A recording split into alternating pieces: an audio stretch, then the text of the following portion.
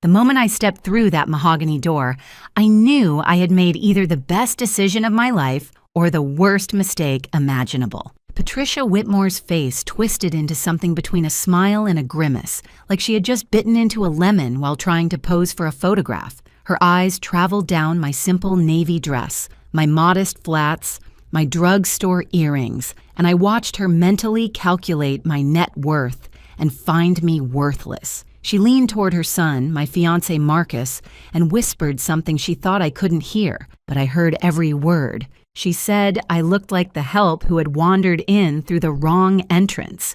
And that's when I knew this dinner was going to be very, very interesting. My name is Ella Graham.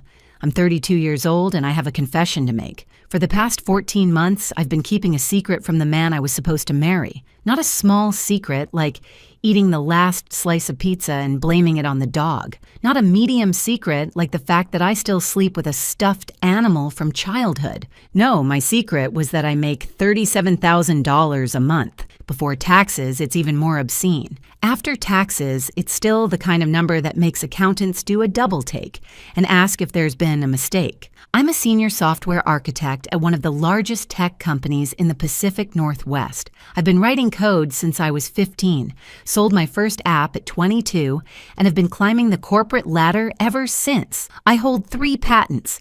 I've spoken at international conferences.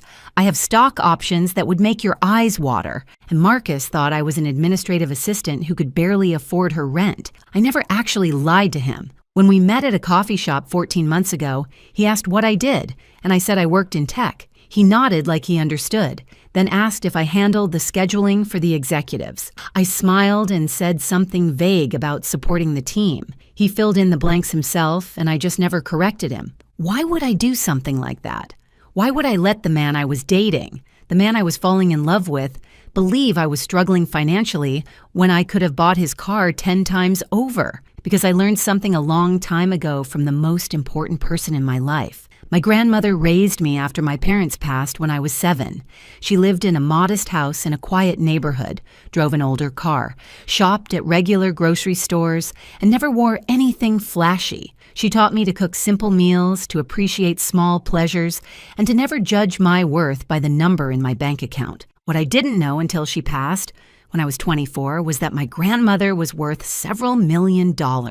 She had built a small business empire in her youth, invested wisely, and chosen to live simply because she believed that character was more important than appearance. She left me everything, along with a letter that I still keep in my nightstand. In that letter, she wrote something I've never forgotten. She said that a person's true character only shows when they think no one important is watching, when they believe you have nothing to offer them, when they think you're beneath their notice. That's when you see who they really are. So when Marcus invited me to dinner at his parents' estate, when he hinted that this might be the night things got serious, when he mentioned that his mother was very particular about first impressions, I made a decision. I would give the Whitmore family the test my grandmother had taught me. I would show up as the simple, unassuming woman they expected. I would wear modest clothes and drive my old car and speak humbly about my circumstances, and I would watch. I would watch how they treated someone they thought couldn't help them, someone they thought was beneath them, someone they thought had nothing to offer. And before you judge me, before you think I was being manipulative or deceptive, let me ask you something. Have you ever wondered what your partner's family really thinks of you? Have you ever had that nagging feeling that the smiles are fake and the compliments are hollow? Have you ever wanted to know the truth? Even if it might hurt, I wanted to know. I needed to know. Because I wasn't just considering marrying Marcus, I was considering marrying into his family. And families, as my grandmother also taught me, are forever. Now, before I go on with this story, I just want to take a quick moment. If you're enjoying this so far, would you please hit that like button and drop a comment telling me where you're watching from and what time it is there? I love reading those comments. Seeing people from all over the world tuning in at all hours. It means more to me than you know. Okay, back to the story. The Whitmore estate was exactly what I expected, and somehow still managed to surprise me with its excess. The driveway alone was longer than some streets I've lived on. The gates were wrought iron with gold accents, because apparently regular iron wasn't pretentious enough. The lawn was manicured with the kind of precision that suggested someone measured each blade of grass with a ruler. As I drove my 12-year-old Subaru Outback up that pristine driveway, I caught a glimpse of myself in the rear-view mirror. Simple makeup, hair pulled back in a low ponytail, my grandmother's small gold studs in my ears, the only jewelry I wore. I looked exactly like someone who didn't belong here. Perfect. Marcus met me at the door with a kiss that felt slightly performative, like he was doing it for an audience. His eyes flicked to my dress, my shoes, my lack of accessories, and I saw something in his expression that I had never noticed before. Embarrassment. He was embarrassed by how I looked. I filed that observation away for later. Inside, the house was a monument to new money trying desperately to look like old money. Crystal chandeliers hung from every ceiling. Oil paintings in gilded frames lined the walls, though I noticed they were prints, not originals. The furniture was expensive but uncomfortable looking, chosen for appearance rather than function. And there, standing in the foyer like a queen surveying her kingdom, was Patricia Whitmore. She was in her early 60s, with the kind of face that had clearly seen several excellent surgeons. Her blonde hair was styled in a perfect helmet that probably required industrial-strength hairspray to maintain. Her dress was designer, her jewelry was real, and her smile was absolutely, completely fake. She extended her hand to me like she was granting an audience. I shook it and felt the limpness, the dismissal, the complete lack of warmth. Then she made that comment to Marcus, the one about me looking like the help. And I smiled and pretended I hadn't heard a thing. The evening was about to get very interesting indeed. If I had known what I was walking into that night, I might have worn armor instead of a navy dress. But then again, I've always believed that the best armor is information. And I had done my research. The Whitmore family owned a chain of car dealerships across 3 states, not the flashy luxury brands you see in movies, but respectable mid-range vehicles that appealed to regular families. Marcus's father, Harold, had inherited the business from his own father and had spent the last 30 years expanding it. Patricia had married into the family at 23 and had immediately set about climbing the social ladder with the determination of a woman who knew exactly what she wanted. They had 2 children. Marcus, my fiancé, was 34 and worked as a marketing manager at a company that had nothing to do with the family business. This was apparently a sore point with Harold, who had expected his son to take over the dealerships. And then there was Vivian, the older sister, who was 38 and treated the family fortune like her personal piggy bank. I had found all of this through public records, social media, and a few well-placed Google searches. I had seen photos of lavish parties, society events, and charity galas. I had read articles about Patricia's philanthropy, though a closer look revealed that most of her donations came with significant tax benefits and publicity opportunities. None of this had prepared me for meeting Vivian in person. She arrived 20 minutes late, which I would later learn was her signature move. Making an entrance was more important than being respectful of other people's time. She swept into the living room wearing a dress that cost more than most people's monthly rent, with diamonds dripping from her ears and neck like she had fallen into a jewelry store and come out covered in merchandise. Her greeting to me was a single word, delivered with the warmth of a frozen fish. Hello. Not hello, nice to meet you. Not hello, Marcus has told us so much about you. Just hello, with a slight curl of the lip that suggested she had smelled something unpleasant. I smiled and said hello back. She turned to her mother and began a conversation that pointedly excluded me, discussing some charity event and whether the florist had been fired yet for last month's debacle. I stood there, holding the glass of water I had been offered, feeling about as welcome as a vegetarian at a steakhouse. Marcus hovered nearby, looking uncomfortable but saying nothing. That was the second observation I filed away. Harold Whitmore was a different creature altogether. He was a large man, the kind who had probably been athletic in his youth but had since surrendered to the comforts of wealth. He shook my hand with a grip that was meant to be impressive but just felt tired. His eyes were shrewd, though, and I noticed him watching me with something that might have been curiosity. There was another guest at this dinner, someone I hadn't expected, an older gentleman named Richard Hartley, who was introduced as an old family friend and business associate. He was in his late 60s, with silver hair and sharp eyes that seemed to miss nothing. When he shook my hand, his gaze lingered on my face with a flicker of recognition that confused me. Did I know him? Had we met somewhere before? I couldn't place him, and he didn't say anything, but throughout the evening I would catch him staring at me with that same puzzled expression. Patricia led us into the dining room, which was decorated like someone had been given an unlimited budget and zero taste. The table was long enough to host a royal banquet. The chairs were upholstered in what I assumed was real silk, and the place settings included more forks than I had ever seen outside of a restaurant supply store. I counted them.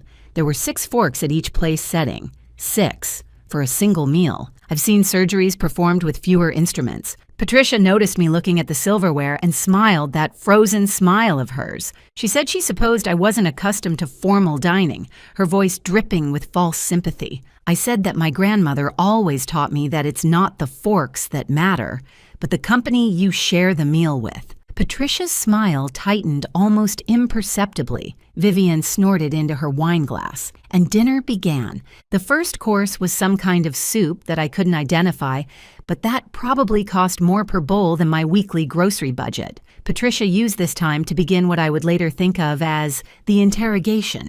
She asked where I had grown up, and I said a small town in Oregon, which was true. She asked about my family. I said my grandmother had raised me, which was also true. She asked what my parents did. I said they had passed when I was young. Patricia made a sound that was supposed to be sympathetic, but came out sounding like a drain unclogging.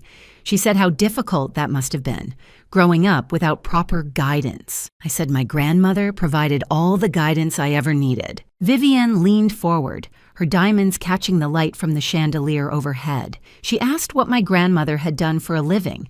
I said she had been a businesswoman. Vivian's eyebrows rose slightly. She asked what kind of business. I said small ventures, nothing too exciting. The truth, of course, was that my grandmother had built a company that she eventually sold for several $1,000,000. But that wasn't the kind of truth that would serve my purpose tonight. Patricia moved on to the next topic. She asked about my current job. I said I worked in tech. She asked if I was a secretary. I said I was more of a support role. Patricia nodded knowingly, as if this confirmed everything she had already decided about me. She said that was nice, that every team needed support staff. Marcus shifted uncomfortably in his chair, but still said nothing. And that's when Vivian decided to bring up Alexandra. Alexandra. The name dropped into the conversation like a stone into still water, sending ripples across the table. Vivian said the name so casually, as if she were mentioning the weather or the quality of the soup. She said she had run into Alexandra last week, that she was doing wonderfully, that her family's business was thriving. I watched Marcus's face carefully. Something flickered there, quickly hidden. Guilt? Nervousness? It was gone before I could identify it. Patricia picked up the thread with the enthusiasm of someone who had been waiting for this opportunity. She said Alexandra had always been such a lovely girl, so accomplished, so well suited to their family's lifestyle. She had been Marcus's girlfriend for 3 years. Did I know that? I said I didn't. Patricia smiled. She said it was such a shame when they had parted ways. Everyone had expected them to end up together. Alexandra's family owned an import company that dealt in luxury vehicles, which would have been such a perfect match for the Whitmore dealerships. The implication was clear. Alexandra had been the right choice. I was not. I looked around the dining room and noticed for the first time that there were photographs on the wall behind me. I turned slightly in my chair and saw a gallery of family moments, Christmases, birthdays, graduations, and in at least 4 of those photographs, a beautiful dark-haired woman stood next to Marcus, her arm linked through his, her smile radiant. Alexandra. Patricia followed my gaze and said nothing, but her satisfaction was almost palpable. Vivian twisted the knife a little deeper. She said Alexandra was still single, actually. Such a surprise that no one had snatched her up yet, almost like she was waiting for something. Or someone. I turned back to the table and smiled. I said she sounded like a remarkable woman. This was clearly not the response Vivienne had expected. She blinked, momentarily thrown off balance. Patricia recovered first. She said yes, Alexandra was remarkable, and then, with the subtlety of a sledgehammer, she added that she hoped I wouldn't feel too out of place in their world, given my more modest background. I asked what she meant by modest. Patricia's smile grew teeth. She said she understood that not everyone was born into certain advantages, that some people had to work ordinary jobs and live ordinary lives, that there was no shame in being common. Common. She had called me common. I felt something shift inside me, but I kept my expression neutral. I had come here to learn the truth about these people, and the truth was becoming very clear indeed. Marcus finally spoke up. He said his mother didn't mean anything by that she was just being protective of him. Patricia patted his hand and said, of course she was protective. A mother always wants the best for her son. The unspoken conclusion hung in the air like smoke. And you are not the best. Harold cleared his throat and attempted to change the subject. He asked about my hobbies, whether I had any interests outside of work. I said I enjoyed reading, hiking, cooking simple meals, nothing fancy. Vivienne laughed and said that was adorable, like a child listing their favorite activities. Richard, the family friend, spoke for the first time since we'd sat down. He said he thought there was something to be said for simple pleasures, that his own grandmother had lived a modest life and been the happiest person he had ever known. Patricia shot him a look that could have curdled milk. Richard ignored her and continued looking at me with that strange, searching expression. He asked what my grandmother's name had been. I said, Margaret Graham. Richard's eyebrows rose slightly, but he said nothing more, just nodded thoughtfully and returned his attention to his soup. The rest of dinner continued in much the same way. Patricia and Vivienne took turns asking questions designed to remind me of my place, which in their minds was somewhere far beneath them. Marcus occasionally made weak attempts to defend me, but his heart clearly wasn't in it. Harold stayed mostly silent, watching the proceedings with the tired resignation of a man who had learned long ago that arguing with his wife was pointless.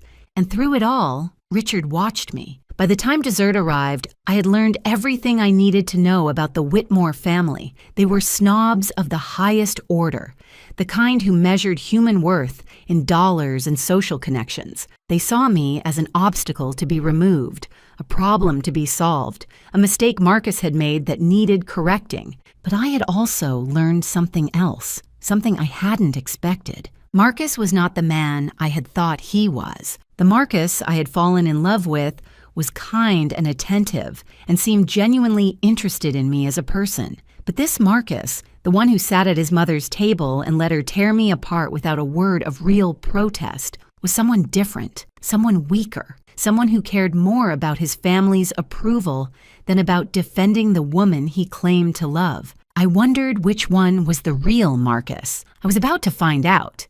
After dessert, Patricia announced that we would have coffee in the sitting room.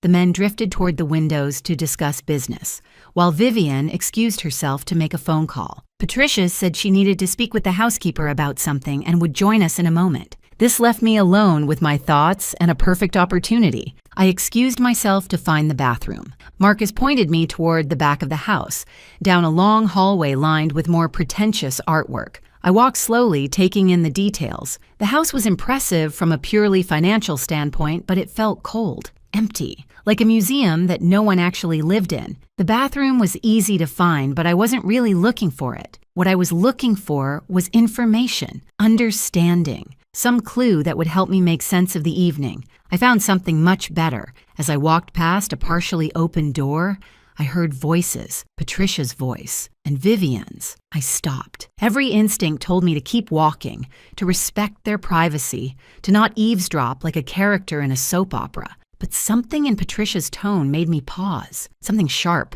urgent. I moved closer to the door, staying in the shadows. Patricia was saying that we needed to deal with this situation quickly, that Marcus couldn't be allowed to make this mistake. Vivienne agreed. She said she couldn't believe he had actually brought her here, that she had thought this was just a phase, like his vegetarian period in college. Patricia said this was more serious than a diet. This woman could ruin everything.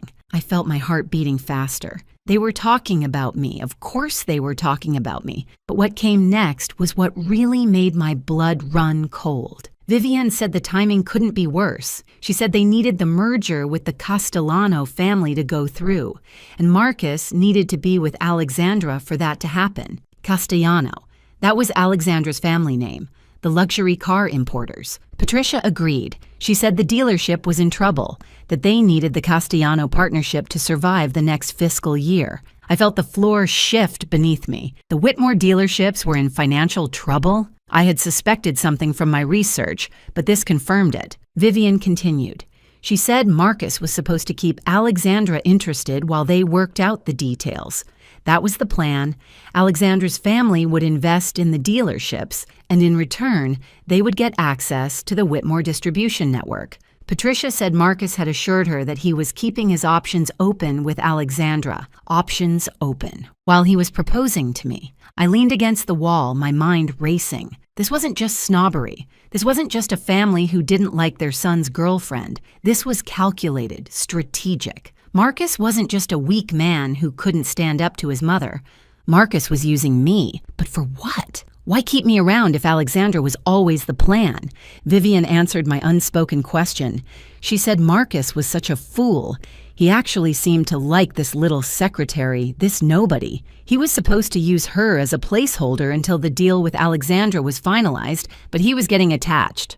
A placeholder. That's what I was, a placeholder. A distraction. Someone to keep Marcus occupied while the family worked out their business arrangements. Patricia said they would handle it. She said they would make the engagement announcement tonight, get Marcus publicly committed to this girl, and then find a way to break them up before the wedding. Once they had Alexandra secured, they would discover some terrible secret about me that would justify ending the engagement. Vivian asked, "What terrible secret?" Patricia said they would invent one if necessary. I stood in that hallway, frozen, listening to two women plan the destruction of my relationship like they were planning a dinner party. And then Vivian said something that made everything even worse. She said at least the girl was too stupid to suspect anything, that Marcus had picked well in that regard. She was naive, trusting, probably just grateful that someone like Marcus had noticed her at all. Patricia laughed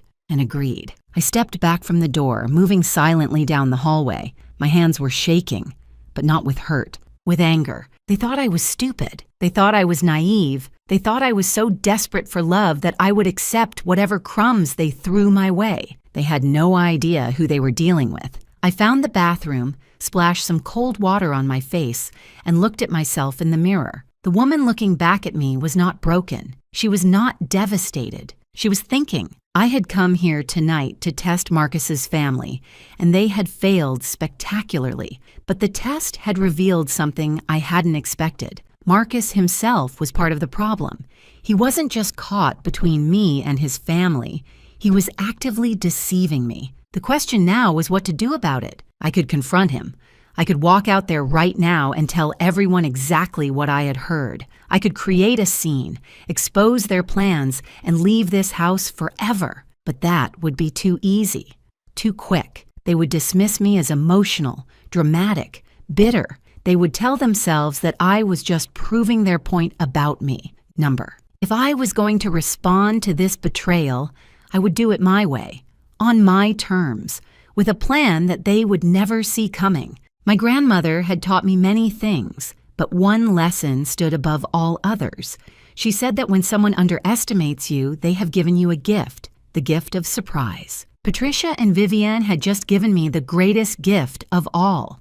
They had no idea what I was capable of. I fixed my makeup, smoothed my hair, and walked back to the sitting room with a smile on my face. The game was just beginning. When I returned to the sitting room, something had changed. The furniture had been rearranged slightly, the lighting adjusted. Patricia was standing by the fireplace with a look of barely concealed anticipation. Harold had positioned himself near the doorway, looking uncomfortable. Vivian was pretending to examine a painting, but I caught her glancing at Marcus with a smirk, and Marcus was standing in the center of the room, looking nervous. Too nervous. He turned when I entered, and his face broke into what was supposed to be a loving smile. He walked toward me, took my hands in his, and said he wanted to ask me something. I felt the trap closing around me. Marcus said that he knew we hadn't been together very long and that his family could be a little overwhelming at first, but he said he knew what he wanted. He said he wanted me, and then he got down on one knee. The ring he produced was large and flashy, exactly the kind of thing Patricia would approve of. It was also, I noticed immediately, of questionable quality. The diamond was cloudy, the setting uneven. It was the kind of ring that looked impressive in dim lighting, but would reveal its flaws in the harsh light of day, much like the man holding it. Marcus asked me to marry him. Behind him, Patricia was beaming. This was clearly the plan, the first step in their strategy. Get Marcus publicly committed to me, then find a way to dispose of me later. In the meantime, they would use the engagement to keep Alexandra waiting, dangling the promise of Marcus while they worked out their business arrangements. I understood all of this in the space of a heartbeat. I also understood that I had a choice to make. I could say no. I could reject this proposal from a man who was using me in front of a family who despised me. I could walk out with my dignity intact and never see any of them again, but that would end the story too soon. I thought about what I had heard in the hallway. I thought about their plans to invent some scandal about me. I thought about how they saw me as stupid, naive, disposable. And I thought about how satisfying it would be to show them exactly how wrong they were. So I said yes. Marcus slipped the ring on my finger, and Patricia began clapping like she was at a theater performance. Vivian offered her congratulations with all the warmth of a January morning in Alaska. Harold shook Marcus's hand and told him he had done well. Richard caught my eye from across the room. There was something in his expression, something knowing, like he suspected that this story had a few more chapters to go. I smiled at him, and he smiled back. The rest of the evening passed in a blur of champagne and false congratulations. Patricia talked about engagement party planning. Vivian discussed venues.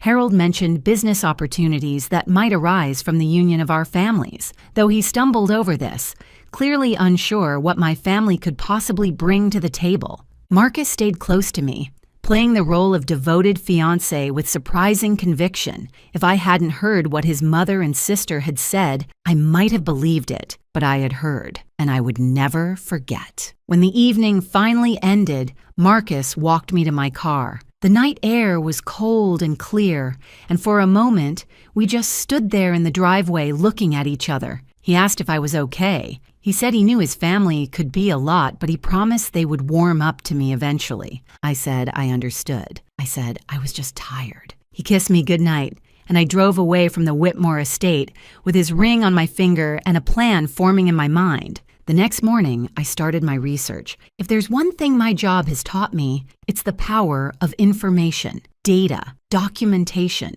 I spend my days analyzing systems, finding weaknesses, optimizing solutions. I was about to apply those same skills to the Whitmore family, and what I found over the next few days confirmed everything I had heard, and then some. The Whitmore dealerships were indeed in financial trouble, not just a rough patch, but serious structural problems. They had expanded too quickly during the boom years, taken on too much debt, and now the bills were coming due. Their main franchise agreement was up for renewal, and the manufacturer was looking at other options. The partnership with Alexandra's family wasn't just strategic, it was desperate, but that wasn't all. As I dug deeper, I found something else, something that the Whitmores probably thought was hidden forever. Vivian had been embezzling from the family business. The amounts were small at first, hidden in expense reports and petty cash accounts. But over the years, they had added up. Hundreds of thousands of dollars siphoned off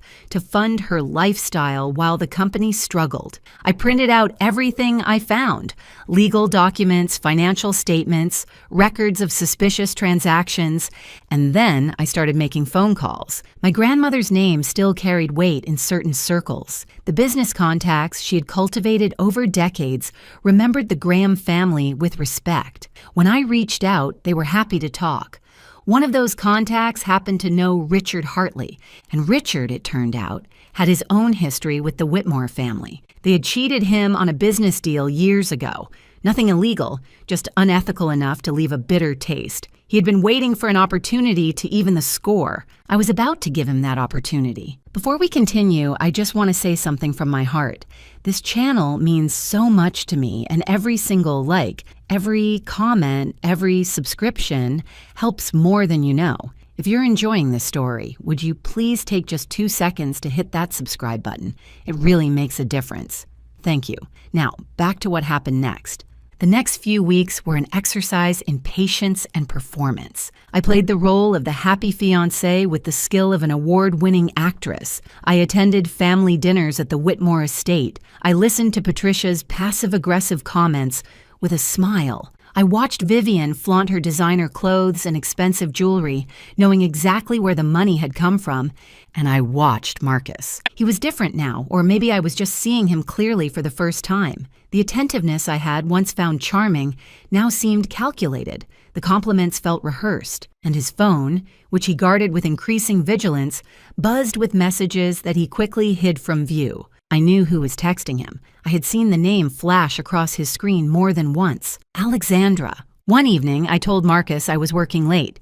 Instead, I parked near the restaurant where he was supposed to be meeting a client. He wasn't meeting a client, he was meeting her. I watched through the window as they sat together at a corner table, their heads close together, their body language unmistakably intimate. At one point, he took her hand across the table. At another, she laughed at something he said and touched his face. I took photographs, not because I needed evidence for any legal purpose, but because I wanted to remember this moment. I wanted to remember exactly who Marcus Whitmore really was. He wasn't just weak.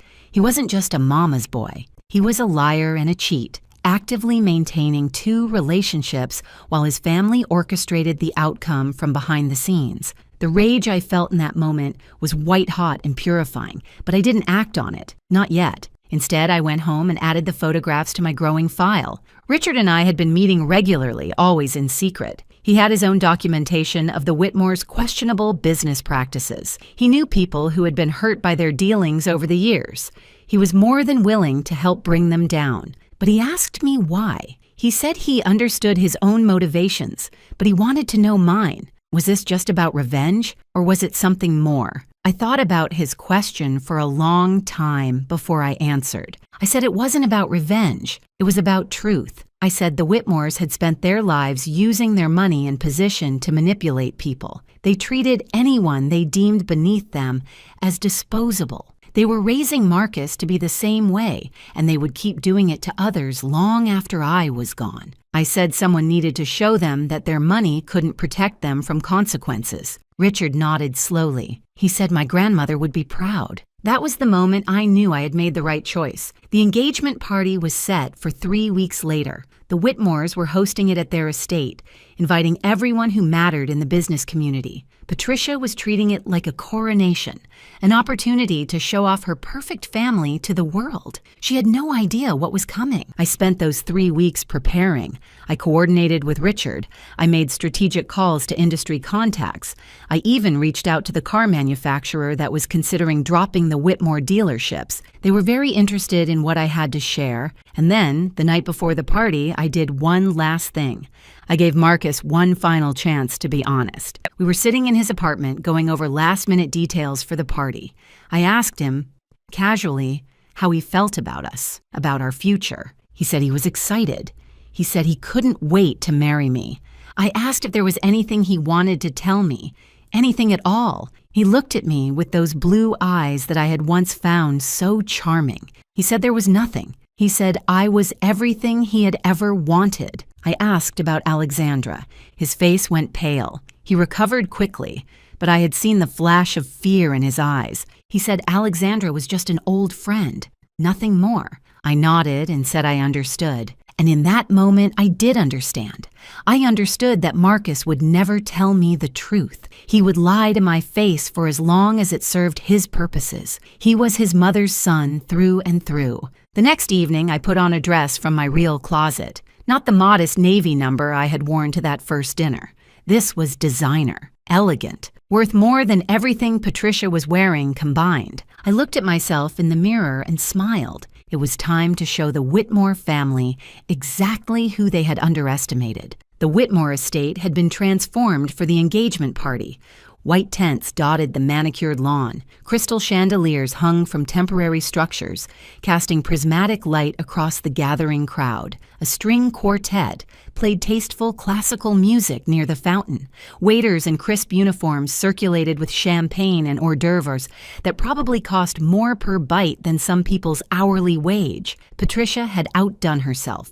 This wasn't just a party, this was a statement. I pulled up in my usual Subaru, watching the valet's expressions as they tried to reconcile my modest vehicle with the parade of Mercedes and BMWs that had preceded me. One of them actually asked if I was with the catering company. I smiled and handed him my keys. The walk from the parking area to the main tent felt like a runway. With every step, I shed the persona I had been wearing for the past 3 weeks, the nervous girlfriend, the grateful fiancé. The simple woman who should be thankful for Patricia Whitmore's grudging acceptance. Tonight, I was Ella Graham, the real one.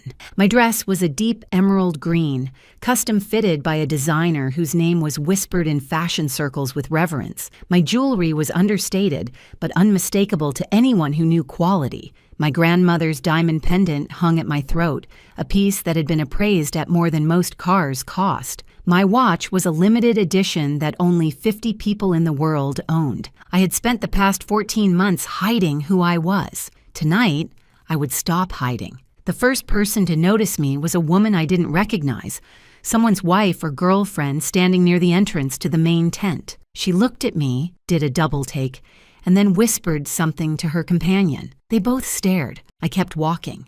The second person to notice was Harold Whitmore. He was greeting guests near the bar, performing his duties as host with the tired enthusiasm of a man who would rather be watching golf. When he saw me, his welcoming smile froze in place. His eyes traveled from my face to my dress to my jewelry and back again, and I watched confusion replace his practiced hospitality. I said good evening and thanked him for hosting such a lovely party. He stammered something about being glad I could make it, his eyes still trying to solve the puzzle I presented. I moved on before he could ask any questions. The main tent was filled with perhaps 100 guests, a carefully curated collection of business associates, society figures, and family friends. I recognized some faces from my research, the regional manager from the car manufacturer, several competing dealership owners, a journalist from the local business publication, and there, holding court near the champagne fountain, was Patricia Whitmore. She was wearing a cream-colored gown that had probably cost a small fortune, though it was clearly off the rack despite her best efforts to suggest otherwise. Her jewelry was impressive by normal standards, but unremarkable by the standards of true wealth. She was laughing at something one of her guests had said, her head thrown back in that practiced way that suggested she had learned to fake amusement at finishing school. She hadn't seen me yet. I collected a glass of champagne from a passing waiter and made my way through the crowd, stopping to introduce myself to several guests along the way. Each interaction followed the same pattern: confusion at my appearance, surprise when I mentioned I was Marcus's fiancé, renewed confusion when my dress, my jewelry, my manner didn't match whatever they had been told about me. Word was spreading. I could see it in the whispers, the sidelong glances, the phones being subtly checked as people tried to figure out who I really was. Good. I finally reached Patricia's circle just as she was finishing a story about her recent charity work. She turned to greet the newcomer with her standard frozen smile, and then her face went through a remarkable transformation. First confusion, then recognition, then disbelief, then something that might have been fear. She said my name like a question. I said, "Good evening, Patricia," and thanked her for throwing such a beautiful party. Her eyes were moving rapidly, taking in every detail of my appearance: the dress that cost more than her monthly household budget, the pendant that had been featured in a jewelry magazine, the watch that she had probably never seen outside of an advertisement. She asked where I had gotten these things, her voice carefully controlled but unable to hide the tremor beneath. I said they were just a few pieces I had been saving for a special occasion.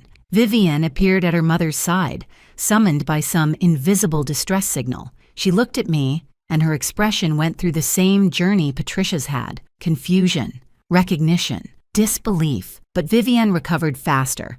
She said the dress was interesting, her voice dripping with false sweetness. She asked if it was a rental. I told her the designer's name.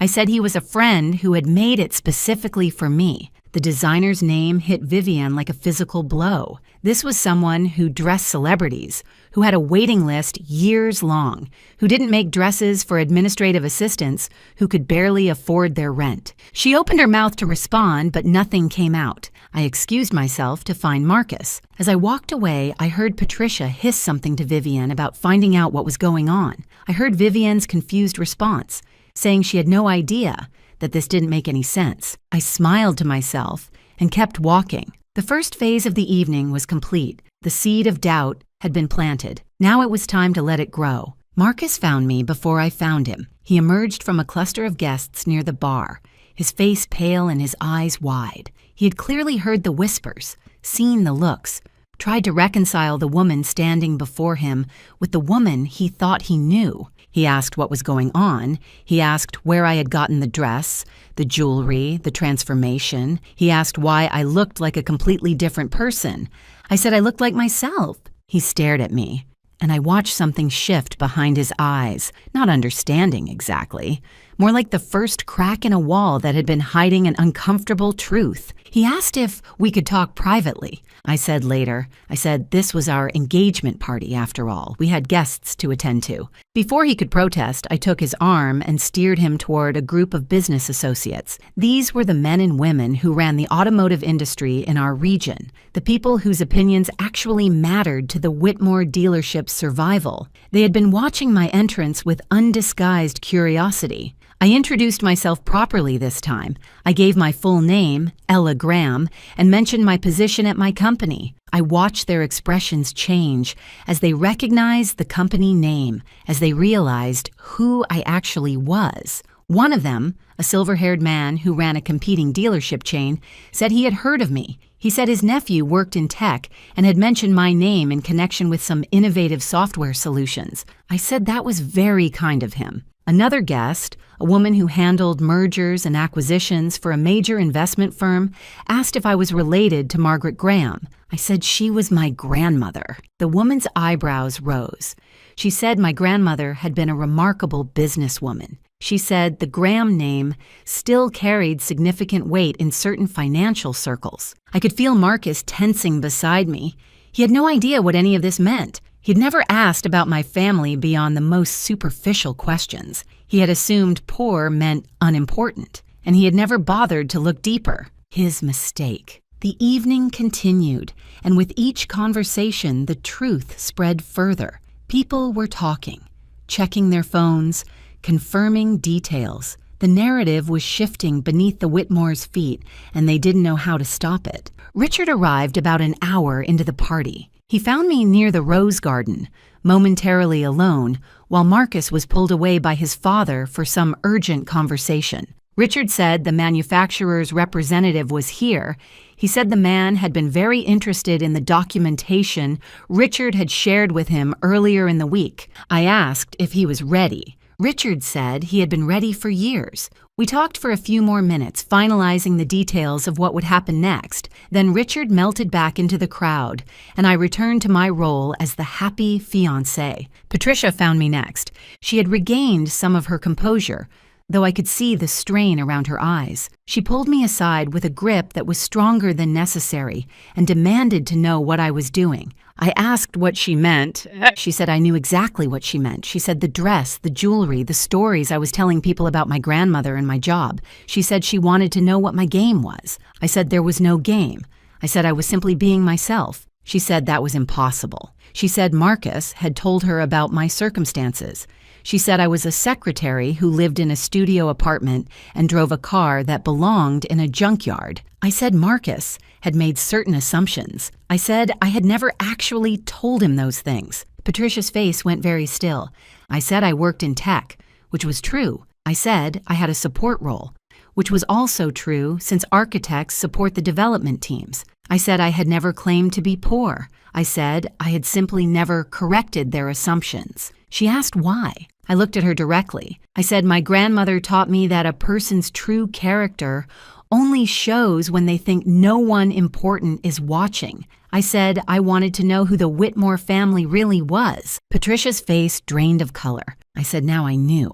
Before she could respond, the string quartet stopped playing. Harold Whitmore's voice came over the speaker system, announcing that it was time for the official toasts and speeches. Patricia looked at me with something that might have been fear. I smiled and walked toward the stage. The main event was about to begin. The stage had been set up at the far end of the main tent, decorated with flowers and soft lighting that was probably meant to be romantic, but instead felt like a spotlight waiting for its moment. Harold stood at the microphone, welcoming guests and thanking them for coming to celebrate this special occasion. He talked about family, about tradition, about the importance of strong partnerships in both business and life. His eyes kept darting to Patricia, who was making her way through the crowd toward the stage with the determination of a general approaching a battlefield. She reached the microphone just as Harold was finishing his remarks. She took over smoothly, her composure firmly back in place, her smile as frozen and perfect as ever. She said she was so pleased to welcome everyone to this celebration of her son's engagement. She said Marcus had found himself a wonderful young woman, someone who would be a perfect addition to the Whitmore family. She said they had exciting plans for the future, plans that would ensure the Whitmore legacy continued for generations to come. Then she began to hint at business opportunities. She talked about growth and expansion. She talked about new partnerships and strategic alliances. She talked about the Whitmore dealerships entering an exciting new chapter. I watched the manufacturer's representative shift uncomfortably. I saw Richard catch his eye and nod almost imperceptibly. Patricia was building towards something. She was using this engagement party as a platform for some kind of business announcement, probably related to the Castellano merger that was supposed to save their company. She called Marcus to the stage. He climbed the steps looking nervous, though he was trying to hide it behind his practiced smile. He stood beside his mother and looked out at the crowd, searching for me, his expression complicated. Patricia said there was one more person who should be on this stage. She said she wanted to welcome her future daughter-in-law, the woman who had captured her son's heart. She said my name, and the crowd turned to look at me. I set down my champagne glass and walked toward the stage. The tent was silent except for my footsteps. Every eye was on me. The whispers had done their work. Everyone knew that something was happening, that this engagement party was about to become something else entirely. I climbed the steps and stood beside Marcus. He reached for my hand, but his grip was uncertain, questioning. Patricia handed me the microphone with a smile that didn't reach her eyes. She said she was sure I wanted to say a few words. I looked at the microphone in my hand. I looked at Marcus. I looked at Patricia, who thought she was in control. I looked at the crowd filled with people who could make or break the Whitmore family's future. I said yes, I did want to say a few words, and then I began to speak. I said I wanted to thank Patricia for the warm welcome she'd given me. I said I wanted to acknowledge the Whitmore family for showing me exactly who they were over the past few weeks. Patricia's smile flickered. I said, when I first came to this house, I made a decision. I decided to let the Whitmores see a simple version of me, a woman without expensive clothes or impressive credentials, a woman they might consider beneath their notice. The crowd was utterly silent. I said I wanted to see how they would treat someone they thought couldn't help them, someone they thought had nothing to offer, someone they thought was, in Patricia's words, common. Patricia's face went white. I said what I had found was illuminating. I described the dinner where I had been compared unfavorably to my fiancé's ex-girlfriend. I described the whispered insults Patricia thought I couldn't hear. I described being called the help, being called common, being called a gold digger by people who knew nothing about me. Marcus was staring at me now, his face a mask of horror. I said, and then I heard something I wasn't supposed to hear. I described the conversation in the study. I described Vivian and Patricia discussing how to remove me from Marcus's life. I described learning that I was just a placeholder, someone to keep Marcus occupied while the family arranged his real future with Alexandra Castellano. Gasps rippled through the crowd. I said I discovered that the Whitmore dealerships were in serious financial trouble. I said I learned they were desperate for a merger with the Castellano family to survive. I said I found out that Marcus had been keeping his options open with Alexandra the entire time we were together. I pulled out my phone and showed a photograph on the screen. Marcus and Alexandra at the restaurant, holding hands across the table. I said this was taken 2 weeks ago, while Marcus was supposedly working late. The crowd erupted in whispers. Marcus grabbed my arm. He said this wasn't what it looked like. He said he could explain. I said he had already explained. I said I had given him the chance to be honest the night before, and he had chosen to lie. I turned back to the crowd. I said there was more. The tent had become completely silent again.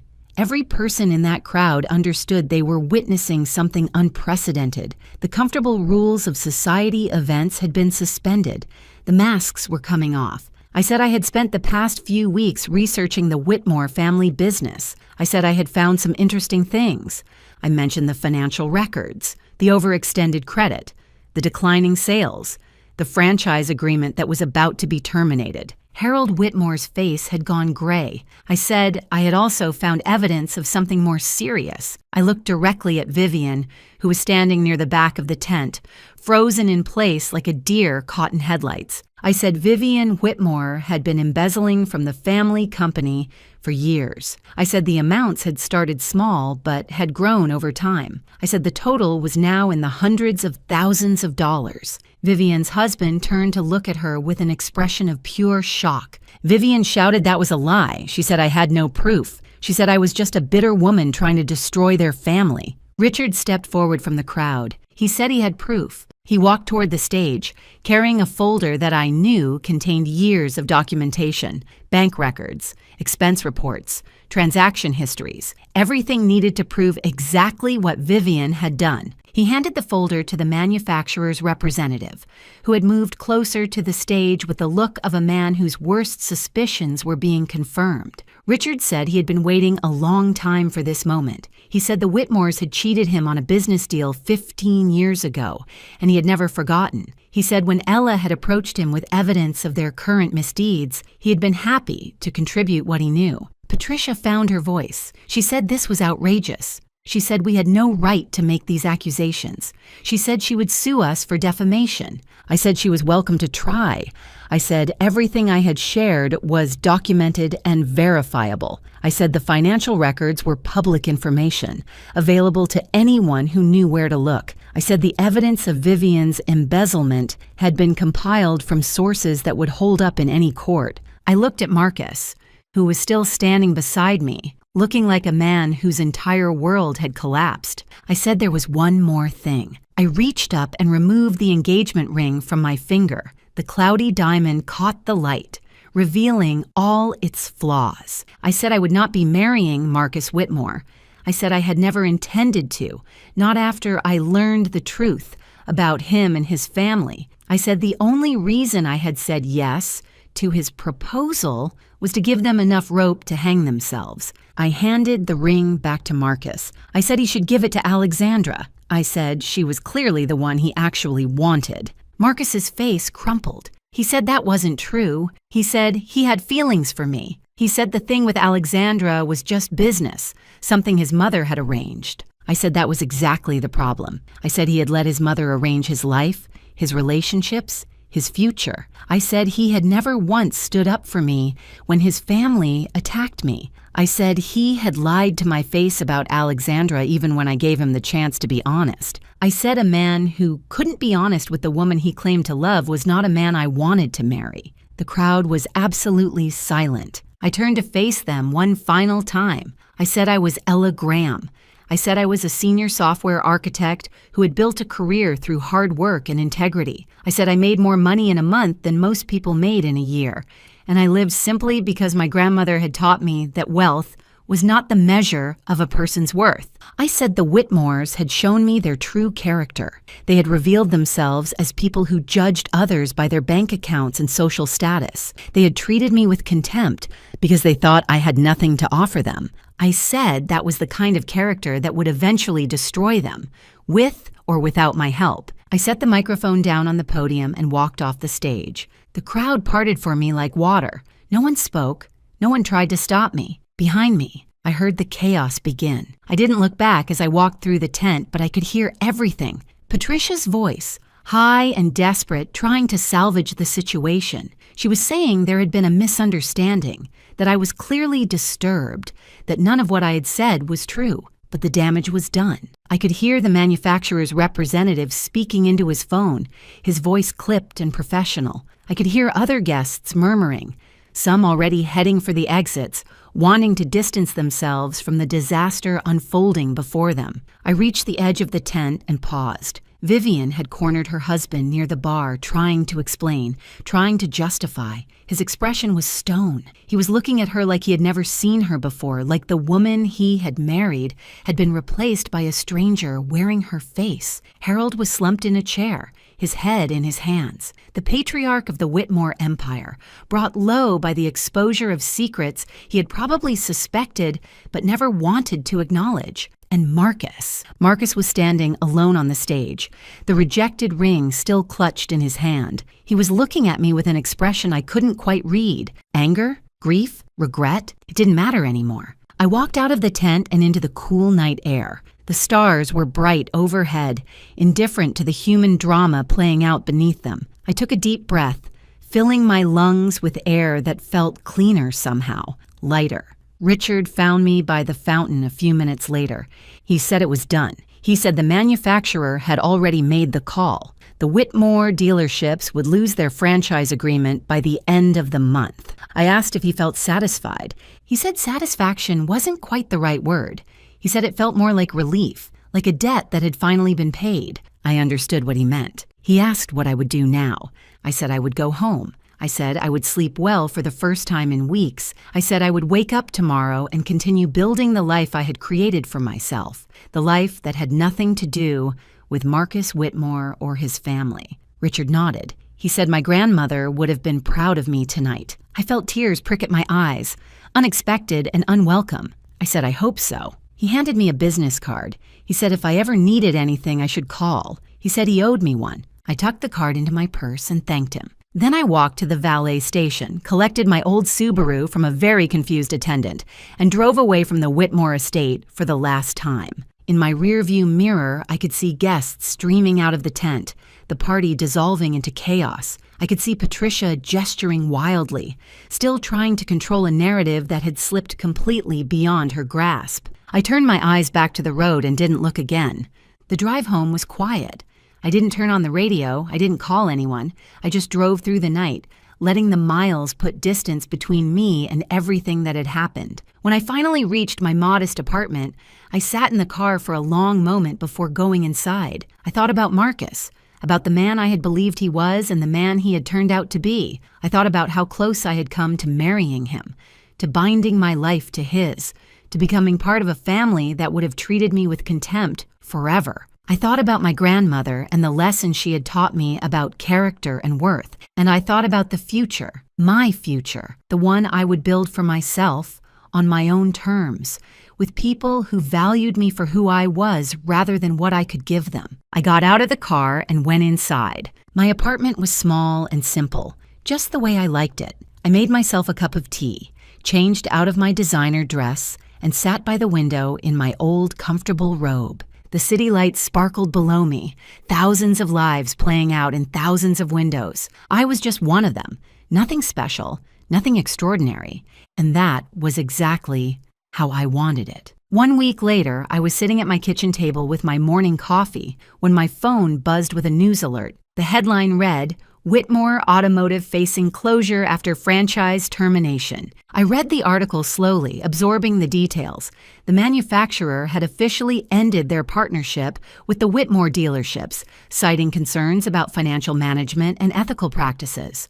Without the franchise agreement, the dealerships couldn't sell new vehicles. Without new vehicle sales, the business couldn't survive. The article mentioned that several former business partners had come forward with their own complaints about the Whitmore family's practices. It mentioned that an internal investigation had revealed financial irregularities that were now being reviewed by authorities. It mentioned that Vivian Whitmore had been asked to step down from her position in the company pending further inquiry. It did not mention me. I had asked Richard to keep my name out of it, and he had honored that request. The story would be about the Whitmores' own misdeeds, not about the woman who had exposed them. I didn't want fame or recognition. I just wanted the truth to come out, and it had. I finished my coffee and looked around my small kitchen, the same kitchen I had been sitting in a month ago when I had first driven to the Whitmore estate to meet Marcus's family. The same kitchen where I had made the decision to test them, to see who they really were beneath their polished surface. So much had changed since then, and so much had stayed exactly the same. My phone buzzed again. This time, it was a text from Marcus. He said he needed to see me. He said he could explain everything. He said he had made mistakes, but he still cared about me. He asked if we could meet for coffee, just to talk. I looked at the message for a long moment. Then I deleted it without responding. Some doors, once closed, should stay closed. I stood up and walked to my window, looking out at the morning sun rising over the city. It was going to be a beautiful day, a day for new beginnings, for moving forward, for building something better. My grandmother's pendant hung at my throat, warm against my skin. I touched it gently, thinking about the woman who had taught me everything I knew about character and worth. She had lived her life simply, not because she had to, but because she understood that the things that truly matter can't be bought. Love, integrity, self-respect, the knowledge that you have acted according to your principles, even when it would have been easier to compromise. The Whitmores had thought they could buy their way through life. They had believed that money and status made them better than everyone else, entitled to treat people however they wanted without consequences. They had been wrong. I turned away from the window and got ready for work, my regular job at my regular company, doing the work I loved with people who respected me for my skills and character, rather than my bank account. The story of the Whitmore family would continue to unfold in the coming weeks and months. There would be investigations and legal proceedings. There would be consequences and repercussions. The empire they had built on a foundation of arrogance and deception would crumble, piece by piece. But that was their story now, not mine. My story was just beginning, and it would be written on my own terms, in my own words, according to my own values. That was the lesson my grandmother had taught me. That was the truth I had carried with me through every moment of the past month. A person's worth isn't measured by their bank account or their social status or the opinions of people like Patricia Whitmore. It's measured by their character, by the choices they make when no one is watching, by the way they treat people who can't do anything for them. The Whitmores had failed that test completely, and I had finally found the answer I had been looking for. The answer was that I didn't need their approval, I didn't need Marcus's love, I didn't need anyone's validation to know my own worth. I already knew who I was, and that was enough.